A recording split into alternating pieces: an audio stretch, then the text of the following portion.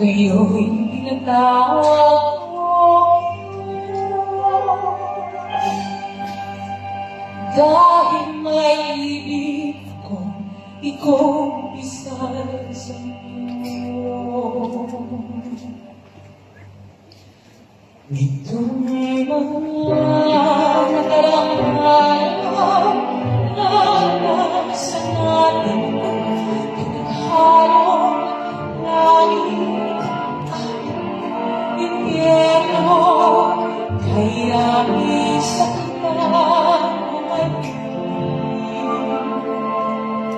Kaya may tao ang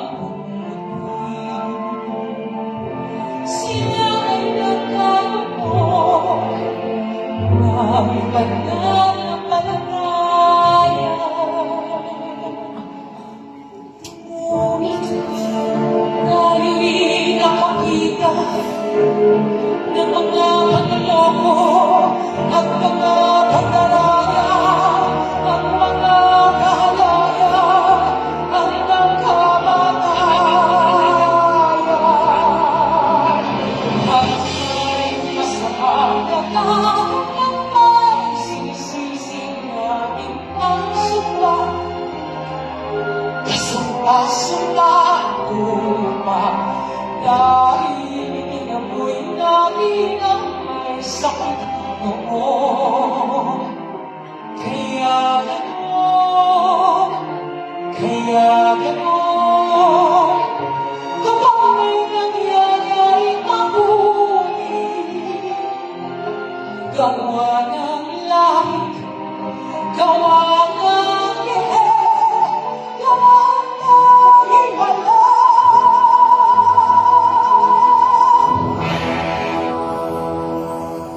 Ngayon, may ipagkakabit ako sa iyong lahat.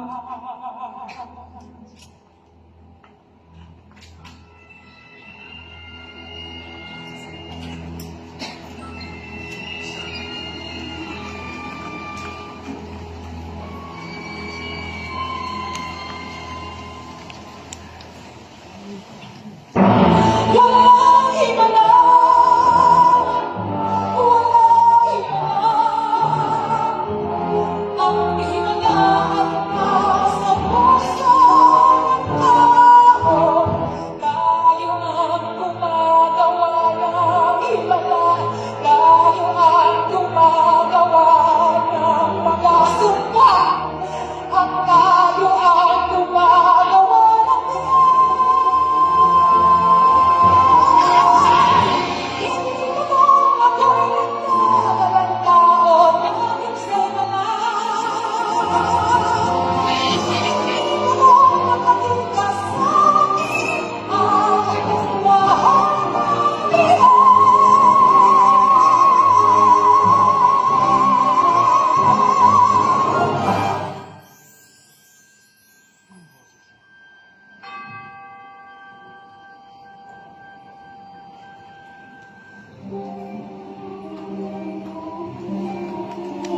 sikat ang araw at buwan ay isang himala.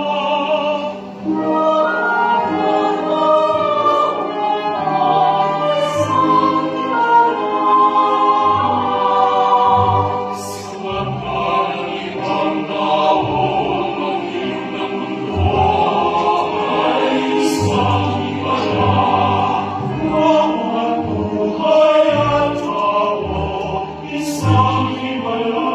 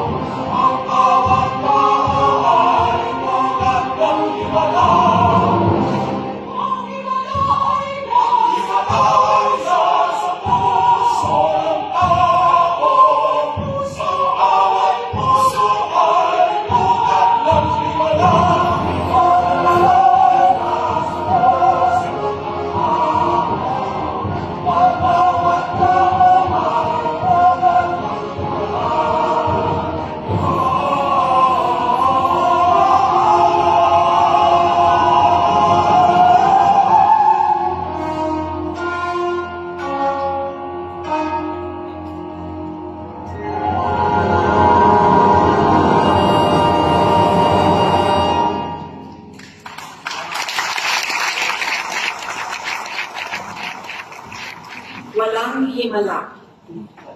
Pero mayroong nag-iisang Nora Honor. Ang kanyang tunay na buhay ay isang pagpapatunay na walang imposible. Kahit para sa isang batang nagtitingla ng tubig at mani sa rilas ng pera. Ang kanyang tunay na buhay ay nasalamin sa buhay ni na Elsa, Corazon, Delia, Flor Contemplacion at marami pang iba. But Nora Honor was even bigger than all her roles. Higit pa sa mga karakter na kanyang binigyan ng buhay, binigyan niya ng buhay ang pangarap ng milyong-milyong Pilipino. Kahit sa ang probinsya ka man manggaling, anumang hirap mo, Nora gave millions of Filipinos the most important gift, hope, pag-asa. Kung kaya ni Ate Guy, kaya ko rin. Kabilang ako sa mga Pilipino na nakita ang sarili nila kay Nora. Una kong nakita si Nora sa telebisyon sa tawag ng tanghalan. Noon pa man, nabighan na ako sa kanyang boses at sa kanyang presensya, sa kanyang ganda. Hindi pa man alam ng bansa na siya ay magiging isang phenomenon. To me, she was not just a star. She was our superstar. Siya noon ay 14 years old, ako ay magdo-12 pa lang, at tulad niya, isa din akong probinsyana. Hindi ko matiyak kung ano ang gusto kong marating sa buhay. Ang sigurado lang ako, noon ako ay isang diehard Noranian. Kami ng kapatid kong si Malu ay may makapal na scrapbook ng mga litrato ni Guy. Tinatabi namin ang baon namin para lang may pambili ng comics, magazines, at mga pictures niya na binibenta sa bangketa ng Avenida Rizal. Wala kaming pinapalampas na issue. Minsan nagagalit ang mga magulang namin dahil bawal ang comics sa bahay at imbes daw na magpasan ng libro, ang binubuklat namin ay ang scrapbook at mga comics. Kaya tinatago namin ang mga ito sa ilalim ng kama. At kapag tulog na silang lahat, kinukuha namin ng flashlight at paulit-ulit na binabasa ang mga article tungkol sa aming superstar. At syempre, pag may pelikula si Nora, pipila kami kahit alas 8 pa lang ng umaga, kahit siksikan at kahit standing room only. Invested kami sa kanya. Kinikilig kami sa love life niya. Naiiyak sa mga pinagdadaanan niya. Nagagalit kapag may naninira sa kanya. Minsan sa eskwelahan, mayroon akong kaklase na sinabing, hindi daw bagay mag-artista si Nora dahil siya daw ay maitim. Alam niyo na ang nangyari. Ginera ko ang kaklase ko. Walang poise-poise. Bawal magsabi ng hindi maganda ang aking superstar. At milyon-milyon kaming katulad ko para kay Nora. Tuwing may mga pagkakataon ng paglabas niya sa mga TV shows at iba pang mga personal appearances, dagsaan lahat kami mga fans na kilig at mangiyak-ngiyak kasi nakita namin si Nora nakangiti at kumakaway. May mga fans na umaakyat ng bakod, hinihimatay, nag-aalay ng kwintas na sampagita hanggang wala nang makita sa leeg ni Nora Honor. We were called the Bakyak crowd. And we were proud of it. Dahil may superstar kami na isa sa amin. Philippine showbiz has never seen that level of adulation until Nora came, and never again after Nora. Gayunpaman, si Ate Guy ay nanatiling simpleng probinsyana at heart. Walang attachment sa glamour, fame, or wealth. Ang naging mahalaga sa kanya ay ang kanyang dedikasyon sa kanyang craft dahil yun ang kanyang sukli sa pagmamahal ng kanyang mga tagahanga. Napapanood natin siya hindi bilang isang artista, kundi isang tunay na tao sa mundo ng kanyang karakter na ginagampanan. Hindi siya takot magpakita ng kahinaan. Hindi siya takot pumangit. Maaari ring hindi takot sa sasabihin ng mga kritiko o detractors. Binibigay niya ang lahat.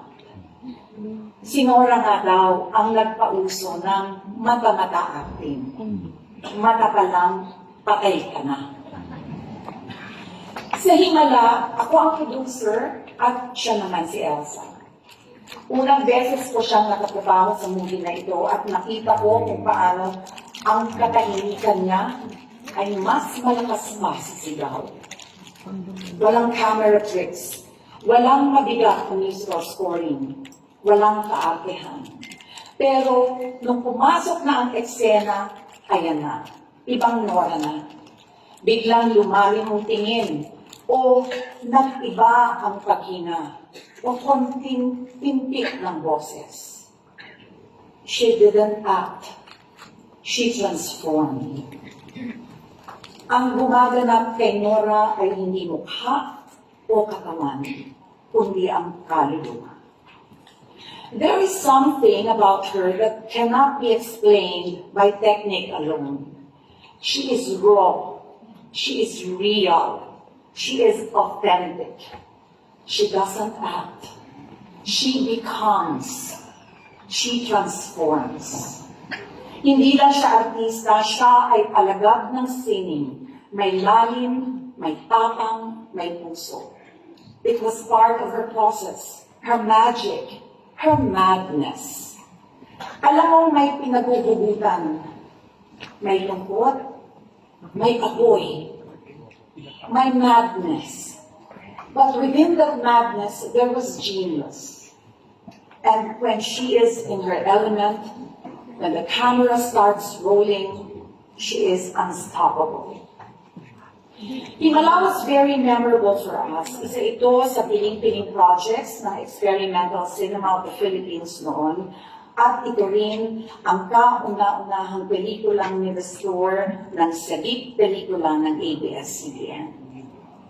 Award-winning ang mga roles sa pelikula ng ating minamahal. Pero para sa akin, makulay din ang daigdig ni Nora. Maraming dramang pinagdaanan, maraming kabaliwan, maraming tagumpay, at maraming lungkot at kwento ng paghihiwalay.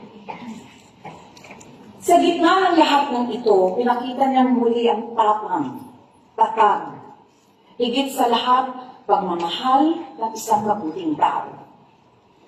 Nasaktan, naghilom, sinubok, lumaban, bumangon muli. Sa kanyang paglalakbay sa buhay, walang iniwang bakas ng galit. Sa maikli niyang buhay, maraming pangarap siyang binuhay sa puso ng karaniwang tao. Sa mga walang pambili ng sapatos, sa nag-aaral sa ilalim ng lampara, sa mga nagtitinda sa palengke o naglalako ng tubig. Ang career at pagkatao niya ay naging mabuting halimbawa din sa mga kapwa manggagawa sa pelikula. Pinakita niya ang kahalagahan ng husay, ng pagmamahal sa fans, ng pakikipagkapwa-tao. Ang simpleng Norang nagwagi sa tawag ng tanghalan noong 1967 ay ang simpleng Nora hanggang sa huling araw niya. Mahirap magpaalam sa isang taong nakaukit sa iyong puso. Makakahanap lamang tayo ng ginhawa sa katotohanan ang kanyang alaala ay walang kamatayan. Alam ko pong Nora Aunor means so much more to so many. She is an empowered woman, a wife, a mother, a lover, an actress, a complicated person, a genius, a national artist.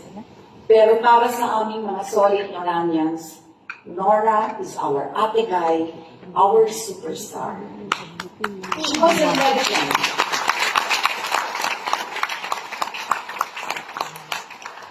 She was a legend while she lived. She will be immortal after she died.